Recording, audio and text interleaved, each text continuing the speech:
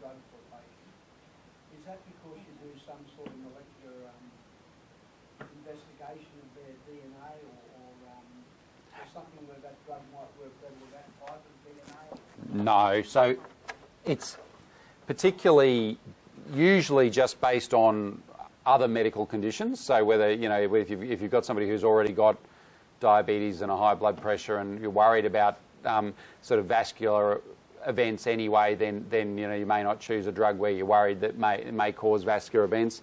That SoCal score that I was talking about at the start can be somewhat guiding in that if you've got a low SoCal score, then you seem to do pretty well no matter what medicine you use, whereas if you've got a higher SoCal score, then the more potent medicines may be better, but again, only if you can tolerate them without the worrying side effects that I was speaking about. So, you know, maybe in time they might be able to do a blood test to match that? Or? No, I don't think so, because as I was saying before, there's really, if you look for mutations and things right at the start, they're sort of not there. So, yeah, there's not really.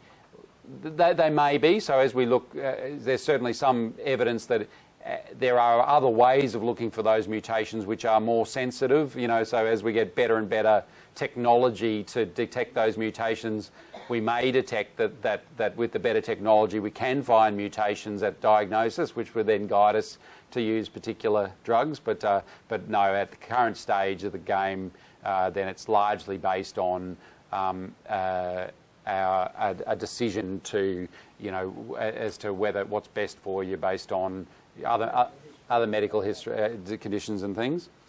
As I said, there are certain levels that we worry about at certain times, and this sort of 10% cutoff at 3 months is coming out as being a sort of a fairly critical time point that we can use, which is only 3 months into treatment. So it's sort of you know, you're not waiting for years down the track to know how things are going to happen, and it can guide us as to whether we sort of think you're fine or whether we're a bit worried about things because it's greater than 10%, and that's sort of based on stuff like this. So this is again the trial of Nilotinib versus Gleevec, showing the orange curve were people who had who still had more than 10% BCR-ABL at 3 months, just showing that both with Nilotinib and Gleevec, that about 20% of those patients progressed versus not many of the other patients at all. And so, you know, that 3 month level can be very useful in sort of determining how you go. You can see that the outcome was actually similar. So, you know, about 80% with both drugs. Ignore that last little drop here, but the actual figure is 80% versus 78%. But the difference is that there's more people who don't get to that threshold with Gleevec versus Nilotinib. So again, these newer drugs are better at getting you down quickly, but as I said, none of the new drugs have shown any survival benefits. So, so you know, there's no proven benefit in terms of survival. This is all just looking at, you know, levels at this stage. And as I said, there's concerns that may lead us to choose one drug over another. If you then do progress or have an inadequate response based on those sort of tables that we look at, then yes, then there's a few things we might do. So there may be a role for drug level testing. At the moment, that's really only available and only in very selected centres for Gleevec, as opposed to Nilotinib and Dasatinib. There's some data coming with Nilotinib and Dasatinib, and so we may be testing for drug levels in the future, but there's not a whole lot of ability to do that at the moment. Mutation testing we've spoken about, so certainly at the time when you are progressing, you know, or failing to meet those endpoints, then that's a time where we often would do mutation testing and see whether there's any particular mutation which would steer us in favour of one treatment or another, and then often would think about switching to an alternative drug, although as I said, really there's not much to guide us in terms of which alternative drug to use or whether that's the right thing to do.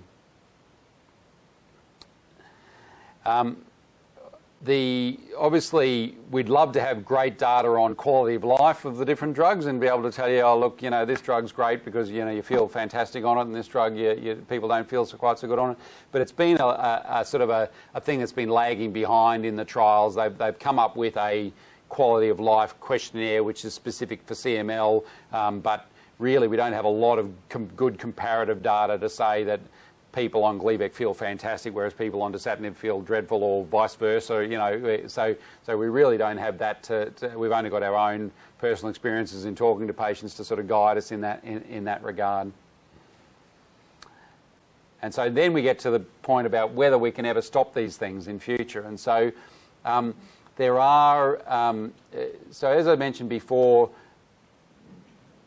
MR 4.5 is what we sort of now call complete molecular remission, if you like. So this is a level that we think we get to where essentially the disease is undetectable based on average assays, but it depends on how good your assay is. And you can see that this is just one example again, that Nilotinib versus Imatinib, it seems that more people get to that very low level on Nilotinib, and similarly with Dasatinib as well. Oh, sorry, I've got another slide. So this is the Dasatinib slide. This is an earlier time point, so don't compare the actual figures to the last one, but again, just seem to get you to that very deep level a bit more often. The importance of that deep level is if you do get to a complete molecular response, and you stay in a complete molecular response for at least 2 years, then that would have made you eligible for one of these two trials. So the trial on the left is a French trial of about 100 patients. The trial on the right is an Australian trial of about 35 patients. So we're talking very small numbers of patients around the world at this stage.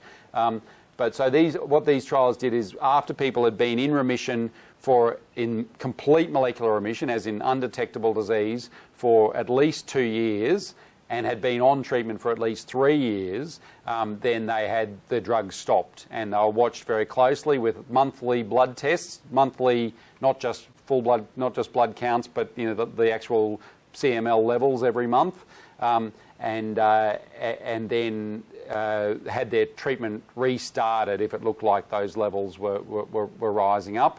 But if it didn't look like those levels rising up, then they just continued to be watched. And so they had monthly levels for a year, 2 monthly levels for another year, and then 3 monthly levels indefinitely.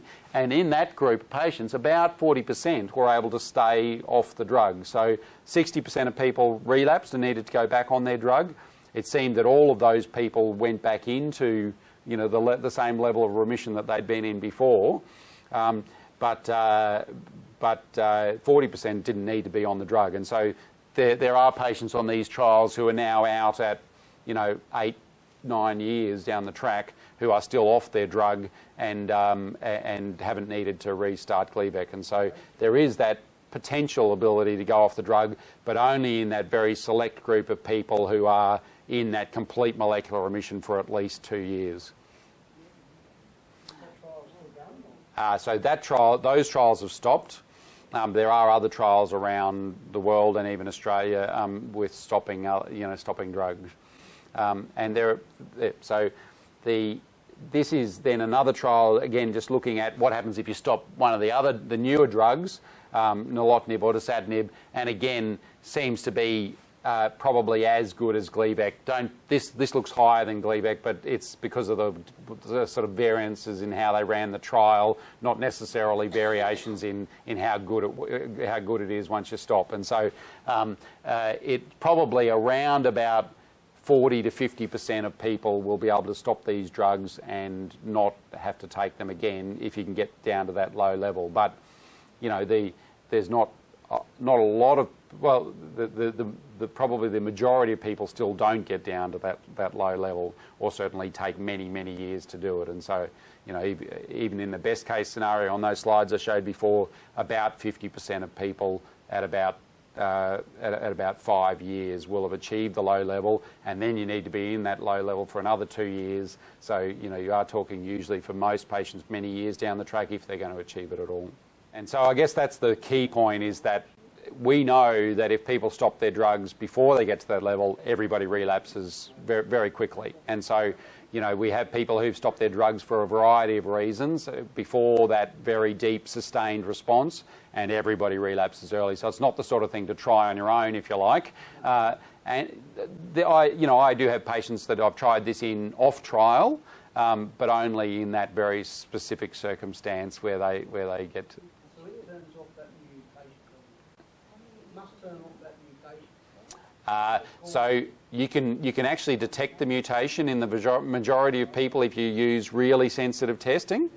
So it's not just turning off the mutation. It's probably something to do with. There's a few different theories, but it may do something to your immune system, where your immune system wakes up and starts to sort of keep track of things.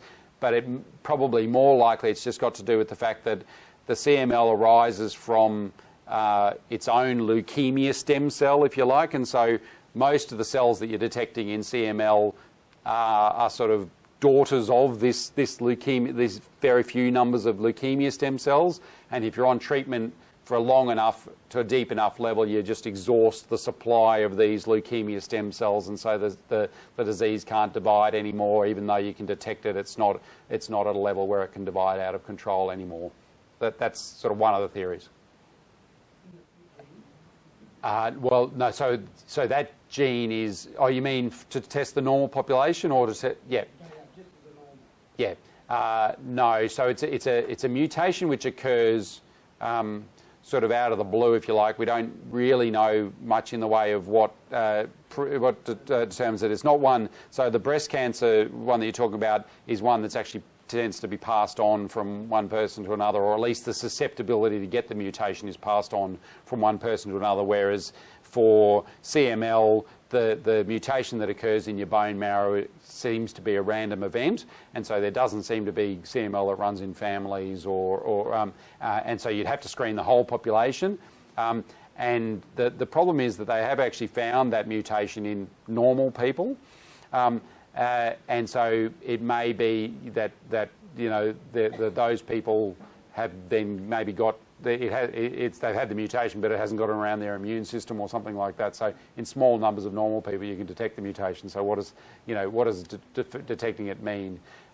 So yes, generally we wouldn't test normal people for it. As I mentioned, there's some other drugs that are around. So Dasatinib is another TKI. It's actually licensed for use in Australia. It's got TGA listing, but it's not reimbursed on the PBS. But it may be coming on the PBS in future years. Ponatinib is a drug which is good because it's the one that it's the only one that looks at this particular mutation, this 315I mutation, which occurs in that fusion protein. So if you've got that, then really Ponatinib's about the only drug that we've got that we know works. The issue with Ponatinib is one of more of access at the moment. It's sort of not really licensed in Australia. You can get it, but it costs, you have to pay for it essentially. Sorry? Which size of that drug is allowed into the country? So the company has to put it up for TGA registration. So it's the company that's actually got to do the initial application to have it in. But you can bring any drug into Australia. You just need to then go through different pathways. But it's more than you have to pay for it. So yes, you can get it, but you have to. There is actually a company who are not the company that make the drug, but another company that are importing it into Australia. So you can get it, but I can't remember. I can't tell you what it costs. But like all these things, it's $60,000, $100,000 a year, that sort of thing. Yeah. And then as I mentioned, we are heading into trials of combination therapy of interferon, and nilotinib is one Australian trial that's about to open to see if perhaps that can lead us to more patients getting deeper responses or less patients getting shallow responses, and we'll see how that goes. There's some suggestion that may be the case, but interferon's a tough drug to take, as I showed at the start, and so it may be that not many people actually tolerate the combination. Would they do the same dosage of It's a different dose. It's pegylated interferon, which is sort of a long-acting interferon. And yes, no, smaller doses comparatively to what they would have used when interferon was used on its own previously. Yep. And then just really 2 quick slides about what happens if you don't have chronic phase, if you've got accelerated phase. It does depend on whether you've just got accelerated phase or whether you've got other things. So yeah, you can get clonal evolution means that as well as the Philadelphia chromosome abnormality, you've got other mutations as well. And so if you've got accelerated phase looking down the microscope and also other mutations, then you don't tend to do as well. You tend to progress, and those patients we'd often consider for bone marrow transplants or other therapies. And certainly blast crisis is, as I said, a sort of an aggressive acute leukemia, which is often hard to get patients into remission with, but if we do get them into remission with and they're young enough to have a bone marrow transplant, then certainly the bone marrow transplant would be the sort of the first option in that situation. So in summary, CML can be controlled with tyrosine kinase inhibitors in the vast majority of people. The choice of which one you use depends on, as I said, on other medical conditions and perhaps some assessment of a patient's risk from both that medical conditions and the disease. And then there is some suggestion that long and deep remissions may lead to the ability to try and cease the drugs in future.